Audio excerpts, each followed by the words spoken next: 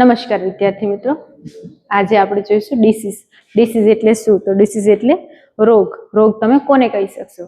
તો તમારી જે શારીરિક અને માનસિક કાર્યો છે એની અંદર ફેરફાર જોવા મળે. જે ફેરફાર જોવા મળે એનાથી જે તમારી વ્યક્તિની અને જે વાતાવરણનું છે એની અંદર જે સમતોલન છે એમાં ખામી ઊભી થાય. ખામી ઊભી થવાના કારણે જે પરિસ્થિતિ ઊભી થાય એને તમે રોગ ડિસીઝ કહી શકશો. તો આજે આપણે રોગની અંદર જોઈશું મમ્સ. મમ્સ એટલે શું? તો મમ્સ એટલે જે ગાળપચોળિયું.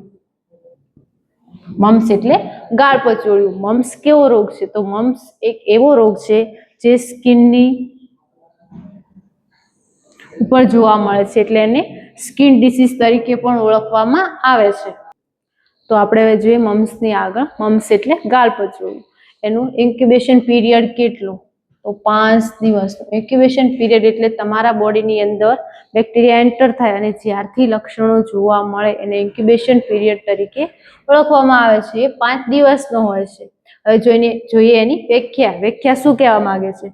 તો જે ગાળપચોળિયું છે એક ચેપી વાયરસ છે, રોગ છે, જે સામાન્ય રીતે તમારા બોડીની અંદર જે લાળ ગ્રંથિ છે એની અંદર જે કાનની સામે અને જડબાની આસપાસ, જે તમારો કાન છે એની સામે અને જે જડબું છે એની આજુબાજુ સોજો જોવા મળે એને તમે શું કહી શકશો? મમ્સ તરીકે ઓળખવામાં આવે છે. મમ્સ જે કાનની સામે અને જડબાની આસપાસ જોવા મળે છે. જે પેરોટિક ગ્લેન્ડ છે તમારી, જે કાનની નીચે અહીંયા જોવા મળે, જે પેરોટિક ગ્લેન્ડ છે એમાં સોજો જોવા મળે એને મમ્સ તરીકે ઓળખવામાં આવે છે. જે તમારી પેરોટિક ગ્લેન્ડ છે જે કાનની સામે અને જડબાની આસપાસ સ્થિત હોય છે એની અંદર સોજો થાય એને તમે ગાળપચોળિયું તરીકે ઓળખવામાં આવે છે. હવે આપણે જોઈએ મમ્સની અંદર જે ગાળપચોળિયું છે એની અંદર સિમ્પટમ્સ કયા જોવા મળે? સિમ્પટમ્સ એટલે લક્ષણો. તમને શું લક્ષણો જોવા મળશે ગાળપચોળિયું થયું હોય ત્યારે? તો સૌપ્રથમ છે માથાનો દુખાવો થઈ શકે છે.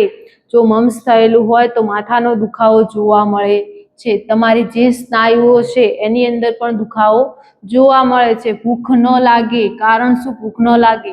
તો તમારા જે ગ્રંથિ છે જે કાનની નીચે અને જડબાની આજુબાજુ પેરોટિક ગ્લેન્ડ છે એની અંદર સોજો આવે છે. સોજાના કારણે તમે પ્રોપર ન ખાઈ શકો, એ માટે તમને ભૂખ લાગતી નથી. ખાવાથી પણ દુખાવો થાય છે.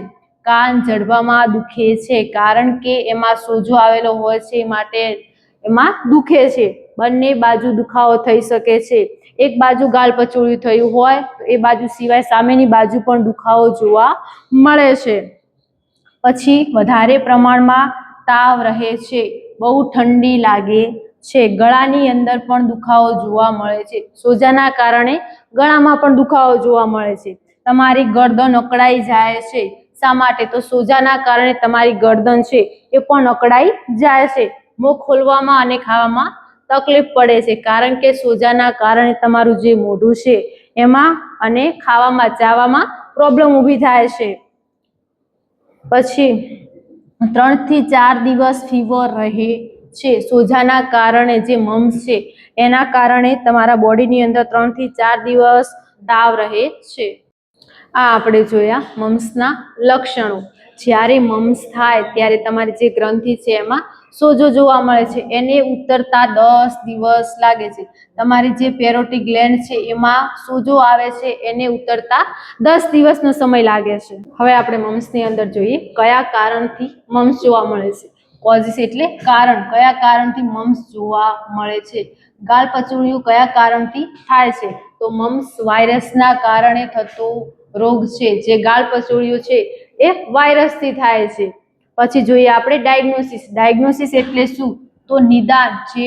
જેનાથી રોગની ઓળખ કરવામાં આવે છે એને ડાયગ્નોસિસ કહેવામાં આવે છે. કયા કયા ડાયગ્નોસિસ દ્વારા તમે ચેક ખબર પડશે કે મમ્સ થયો છે કે નહીં? તો સૌપ્રથમ છે ક્લિનિકલ મૂલ્યાંકન એટલે દવાખાનાની મુલાકાત. પછી બીજું છે લેબોરેટરી ટેસ્ટ. જે લેબ ટેસ્ટ છે એના દ્વારાથી તમને ખબર પડશે કે તમને મમ્સ થયો છે કે નહીં. હવે આપણે જોઈએ મમ્સની ટ્રીટમેન્ટ. ટ્રીટમેન્ટ એટલે સારવાર. તમે સારવાર શું આપી શકશો? ટ્રીટમેન્ટ એટલે સારવાર. મમ્સમાં તમે શું સારવાર આપી શકશો? સૌપ્રથમ છે સેલ્ફ કેર એટલે પોતાની સારવાર પોતે કરવી, એટલે કે સ્વચ્છ રહેવાનું. પછી છે બેડ રેસ્ટ એટલે આરામ, પૂરતો આરામ લેવાનો. પછી જે સોજાવાળી જગ્યા છે એ ઠંડુ કપડું અથવા બરફનું પેગ મૂકવાનું, અથવા તો જે સોજાવાળી જગ્યા છે ત્યાં પેઇન થતું હોય, દુખાવો થતો હોય તો ગરમ કપડા વડે એનો શેક લેવાનો હોય છે. પછી છે પુષ્કળ પ્રવાહી પીવું. શા માટે પુષ્કળ પ્રવાહી પીવું? તો તમારા જે સોજાના કારણે તમે ખોરાક ન લઈ શકો એટલા માટે પુષ્કળ પ્રવાહી આપવાનું. પછી એક વેક્સિનનું નામ છે MMR. વેક્સિન આપવામાં આવે છે શા માટે? તો મમ્સને પ્રિવેન્ટ કરવા માટે, મમ્સની સાર સંભાળ માટે. M એટલે મમ્સ, બીજો મમ્સ M એટલે મિઝલ્સ, R એટલે રૂબેલા. આ ત્રણ માટે MMR વેક્સિન, મિઝલ્સ વેક્સિન છે એ આપવામાં આવે છે નાના બાળકને. શા માટે? તો મમ્સ ન થાય એ માટે. પછી જે દુખાવો થતો હોય, તમને પેઇન થતો હોય એ માટે એનાલ્જેસિક આપવામાં આવે છે, રિલીવ ઓફ પેઇન, પેઇનનો દુખાવો ઓછો થવા માટે. હવે આપણે જોઈએ મમ્સનો ફેલાવો કઈ રીતે થાય છે. જે ગાલપચોળિયું છે એનો ફેલાવો કઈ રીતે થાય છે? તો જે પેશન્ટને ગાલપચોળિયું થયું હોય એના સંપર્કમાં આવવાથી પણ થઈ શકે છે. આ ડિસીઝ ચેપી વાયરસના કારણે થાય છે, એ માટે પેશન્ટના સંપર્કમાં આવવાથી થઈ શકે છે. પછી બીજું છે જે પેશન્ટને મમ્સ થયું હોય એની જે વસ્તુઓ હોય, વાપરેલી વસ્તુઓ, એ જ વસ્તુનો યુઝ આપણે કરીએ તો આપણને મમ્સ થઈ શકે છે. એ રીતે ફેલાવો થઈ શકે છે. હવે એનો અટકાવ તમે કઈ રીતે કરી શકશો મમ્સનું? તો તાત્કાલિક સારવાર. તમને મમ્સ થયું હોય તો તાત્કાલિક એની સારવાર કરવામાં આવે છે. પછી જે પેશન્ટને મમ્સ થયું હોય એને થોડો દૂર રાખવાનો હોય છે અને આરામ આપવાનો હોય છે. એની બધી વસ્તુઓ સ્વચ્છ રાખવાની જેથી મમ્સનો ફેલાવો ન થાય. તો આ છે મમ્સના અટકાવવા માટે તમે શું પગલાં લેશો એ. હવે આપણે જોઈએ કે આપણે મમ્સ ગાલપચોળિયું થયું તો કયું ડાયટ લઈ શકશો. ડાયટ એટલે ખોરાકમાં તમે શું લઈ શકશો? ખોરાક શું લઈ શકશો? પેલું છે પ્રવાહી વધારે પ્રમાણમાં લેવું, કારણ કે ચાવવામાં દુખાવો થાય એ માટે વધારે પ્રમાણમાં પ્રવાહી પીવું, જેમ કે સૂપ, દહીં અને અન્ય ખોરાક જે હળવો ખોરાક હોય અને ચાવવામાં સહેલાઈ થતી હોય એવા ખોરાક લેવાનો. એસિડિક ખોરાક ન પીવો, જેનાથી તમારા જે સોજો છે, પેરોટિક ગ્લેન્ડની અંદર જે સોજો આવેલો છે એની અંદર દુખાવો ન થાય એટલા માટે એસિડિક ખોરાક ન પીવો. જે દુખાવો પેદા કરી શકે તેવો ખોરાક ખાવાનું ટાળવું. મમ્સ થયેલું હોય ત્યારે તમને દુખાવો પેદા કરી શકતો જે ખોરાક હોય એ ખોરાકને ટાળવો. આ છે ડાયટ. ડાયટની અંદર તમે શું લઈ શકશો? હવે જોઈએ આપણે કોમ્પ્લિકેશન. કોમ્પ્લિકેશન એટલે ગૂંચવણું. તમારા બોડીની અંદર મમ્સ હોય અને જે ગાલપચોળિયું હોય એની સારવાર તમે બરાબર ન લો તો નવી નવી ગૂંચવણો પેદા થઈ શકે છે. એને તમે કોમ્પ્લિકેશન કહી શકશો.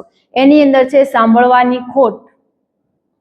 તો તમને જે પેરોટિક ગ્લેન્ડ છે એમાં સોજો આવેલો હોય અને તમે પ્રોપર ટ્રીટમેન્ટ ન લો તો સાંભળવાની ખોટ પેદા થઈ શકે છે. બીજું છે મેનેજાઇટિસ. મેનેજાઇટિસ એટલે શું? તો ઇન્ફ્લામેશન ઓફ ધ બ્રેન. તમારું જે મગજ છે અને જે કરોડરજ્જુ છે એની આસપાસ જે રક્ષણાત્મક પટલ છે એમાં બળતરા ઊભી થઈ શકે છે. એને મેનેજાઇટિસ કહી શકાય. બ્રેનની અંદર બળતરા અને ચેપ થાય એને મેનેજાઇટિસ તરીકે ઓળખવામાં આવે છે. તો આ હતી એની કોમ્પ્લિકેશન, ગૂંચવણો. નવી નવી ગૂંચવણો કઈ પેદા થઈ શકે એ. આજે આપણે જોયું રોગની અંદર મમ્સ. મમ્સ એટલે શું? મમ્સમાં શું જોવા મળે છે? કયા લક્ષણો જોવા મળે છે? તમે કઈ ટ્રીટમેન્ટ લઈ શકશો? કયો ખોરાક લઈ શકશો? તો તમને જો મારો આ વિડીયો ગમ્યો હોય તો અમારા વિડીયોને લાઈક કરજો, શેર કરજો અને સબસ્ક્રાઈબ કરજો. તો હવે આપણે મળીશું નેક્સ્ટ વિડીયોની અંદર. Thank you.